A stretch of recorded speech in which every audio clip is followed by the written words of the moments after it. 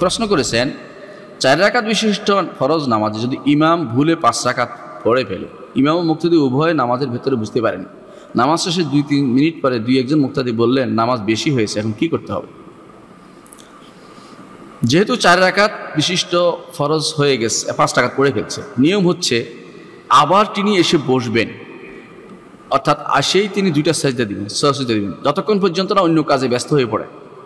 যদি অন্য কাজে ব্যস্ত হয়ে পড়েন, সালাতের অবস্থায় নেই, ধরেন তিনি আবার 2 রাকাত পড়ে ফেলছেন, অথবা তিনি অন্য নফল পড়ে ফেলছেন, অথবা তিনি বাইরে হাঁটতে গেছেন, অথবা তিনি বাইরে চলে গেছেন মসজিদের, তখন এই অবস্থা হচ্ছে, তখন আর কিছু করা যাবে না, তখন আবার পড়তে হবে।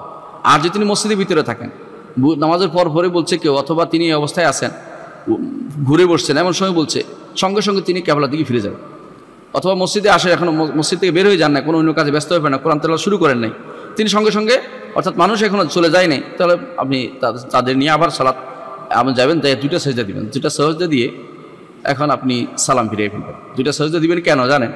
যে ভুলটা বাড়তি হয়েছে 1 রাকাত, সেটা আপনাকে এই 2 সাজদায় কভার করবে। আপনি যারা বলে যে উঠে তিনি আরেক রাকাত পড়বেন, 6 রাকাত মিলাবেন, এটা আসলে বিশুদ্ধতম পদ্ধতি আমি মনে করি না।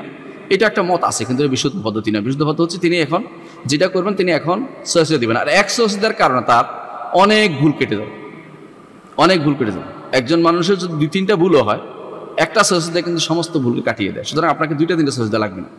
আর সাজদার পরে সালাম দিবে কিনা, এটা একটা মাসালা, মতভেদপূর্ণ মাসালা। বিশুদ্ধ মতে যে যেহেতু একবার সালাম তিনি দিয়েছেন, তিনি আর দেয়া লাগবে না। কোনো কোনো বর্ণনা দেখা যায় তিনি সালাম দিয়েছেন, কিন্তু তাশাহুদটা আসলেই নেই, এরপর একটা তাশাহুদ অতিরিক্ত এটা নাই। এটা কোনো দলিল দ্বারা প্রমাণিত হয়নি, বিশুদ্ধ দলিল দ্বারা। দুর্বল দলিল আছে অনেকখানি, কিন্তু এটা গ্রহণযোগ্য না। তাহলে আরেকটা সালাম দিলেও দিতে পারেন, আরেকটা সালাম না দিলেও কোনো সমস্যা তার নাই, অন্তত 2টা সাজদা দিলেই তা হয়ে যাবে। সাজদা হিসেবে 2টা সাজদা দিবেন, একবার উঠে সাজদা দিয়ে উঠে বসবেন, আবার আরেকটা দিবেন, এরপর উঠে আর কোনো কাজ নেই, চলে যাবেন। এটা হচ্ছে নিয়ম। আশা করি